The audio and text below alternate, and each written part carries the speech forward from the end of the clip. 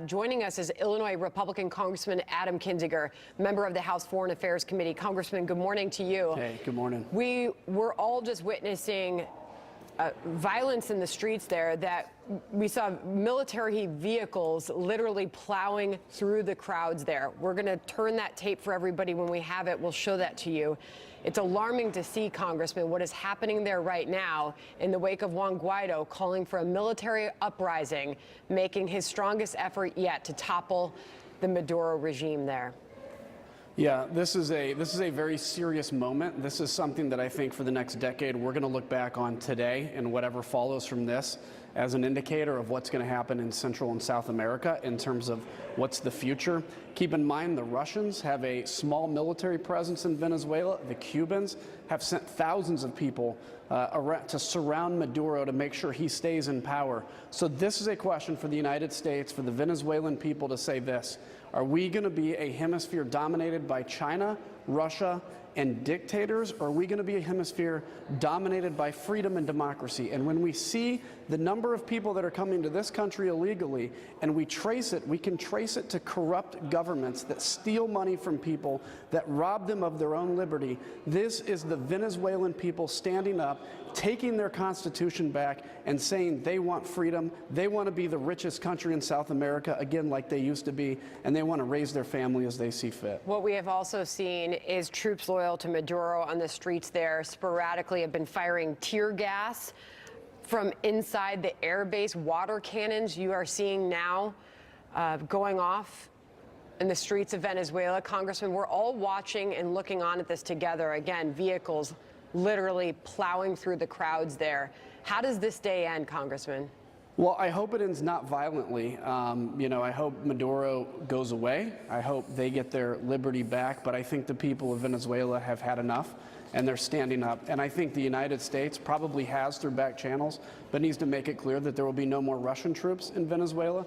There will be no more Cuban troops. And that will be enforceable by the United States military to ensure they stay out of our hemisphere and let the people of Venezuela get their freedom back. That's what needs to happen today. My prayers are with the people of Venezuela and to their liberty.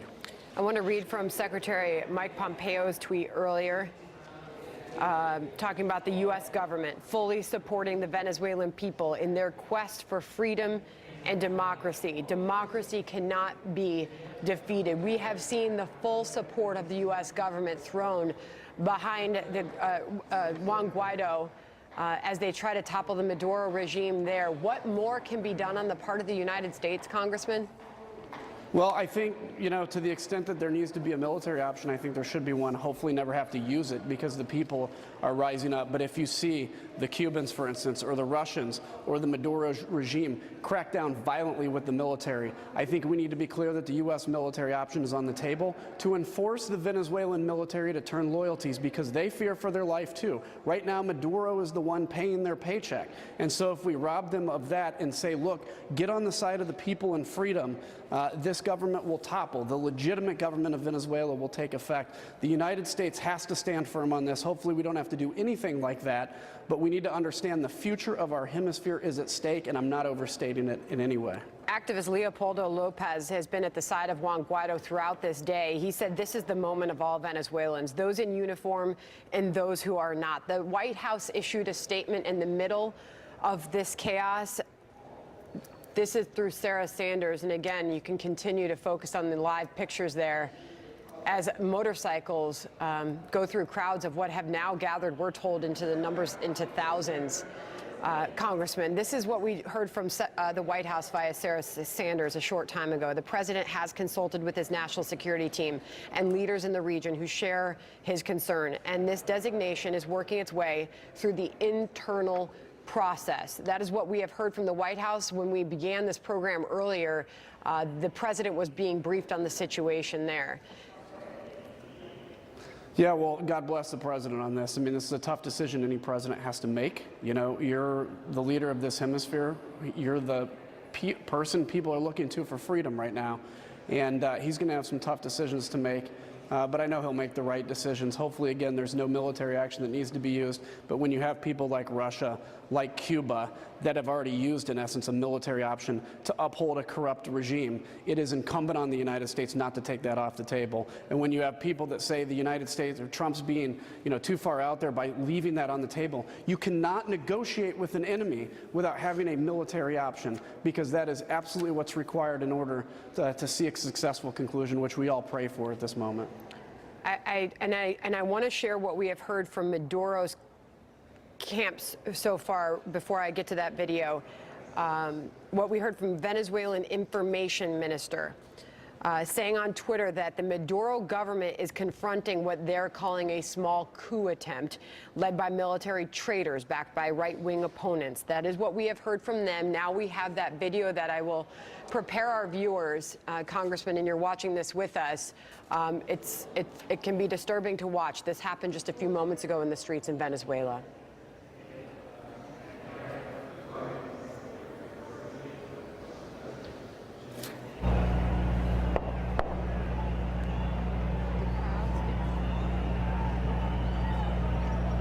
Obviously, civilians, government, military presence there. And what we saw, Congressman, was military vehicles not stopping and going right into the crowds that have gathered there since this morning.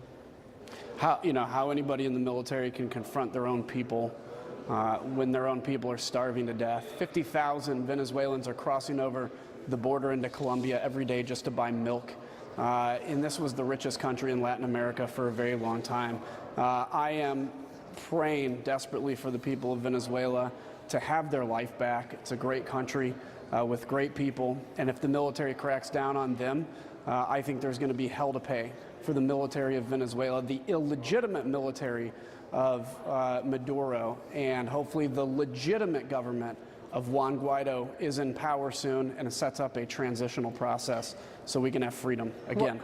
What we heard from Juan Guaido, who is actively tweeting throughout this morning, he called on the people of Venezuela, initiate the end of usurpation. At this moment, I'm meeting with the main military units of our armed forces, beginning the final phase of what he calls Operation Freedom. People of Venezuela, he called on them to go to the street, National Armed Force, to continue the deployment until we consolidate the end of usurpation that is already irreversible, he wrote. He continues to communicate via Twitter, but as we know, the Maduro regime has shut down communications, oftentimes social media, internet usage, the public transportation on the streets there has come to an abrupt end.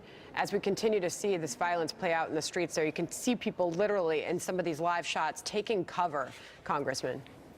Yeah, and all that tells me, when you cut off the internet and you cut off transportation, you cut off people's ability to communicate, it means that people are not on your side. Because if they were on your side, you'd want them to communicate, to come out to defend your illegitimate regime, but they are not on his side. Freedom will prevail in this, and the Chinese can help him take down the internet all they want. All it does is remind Americans of the fact that we are a hemisphere that stands for freedom, and we're going to be the shining light on a hill for the Western Hemisphere that continues to stand up for freedom of the Venezuelan people, the Nicaraguan people, people all over Central and Latin America, and frankly, people all over the world. Congressman, I'll let you go here. I thank you for your time and staying with us as we've been watching this breaking news unfold. What do you think is the time frame here? I mean, this is the highest we have seen this escalate yet. It is. I think we're going to see some answers soon. This could prolong, but I think we're reaching a crescendo here, and I just certainly hope when this is all over, Juan Guaido is standing in the presidential palace, the people embrace him, and we can move forward with a transition for Venezuela. Congressman Adam Kinzinger from Illinois, I appreciate your time. Congressman, you said something extraordinary there. You said the future of our hemisphere is at stake. It is. Play this out. What does that mean? It is absolutely at stake. If you see what's going on in Nicaragua, you see what's happening in Venezuela, you see the great movements that have happened in Colombia, as it's now a very strong country, in Brazil and everywhere else. There is an ideological battle in our hemisphere that we are either going to lose or we're either going to win. The Chinese are putting people all over here. The Russians, as we know, are trying to hold up corrupt regimes. This is a moment. We have neglected our hemisphere for too long. If this goes right in Venezuela, you will see a freedom march all through Latin America over the next decade. decade that I think will be unbelievable. I don't know if you had a chance to see this, but what we watched about 10 minutes ago during the commercial break was pretty extraordinary. These large military vehicles, I would liken them to an MRAP or a large Humvee, literally went into the crowd of people who were on that highway. And several people they were run over. The crowd started to back away. Larger vehicles followed, and then they fired the tear gas and the water cannons behind them. Here is the essential question. Guaido asked for military support. He asked for the people to rise up along with him. We do not know if there's any evidence that that message has been received or followed, sir. Yeah, we're seeing some evidence, some National Guard units, Air Force units. This has got to hit a tipping point, though, in order for the military to support Juan Guaido. We need to make it clear as a country, we will support the armed forces of Venezuela. If they pick Guaido, we'll help them with the paychecks and everything to keep their jobs. This government, this illegitimate government, needs toppled. And the United States has done a great job so far. The president's spoken very clear and passionately about this. And we need to make it clear that Russia needs to get out of Venezuela, Cuba needs to get out of Venezuela, and let the Venezuelan people take their government back and have freedom once again. Sir, thank you for your time and your input on this. And Sandra, I guess we'll see where it goes from here.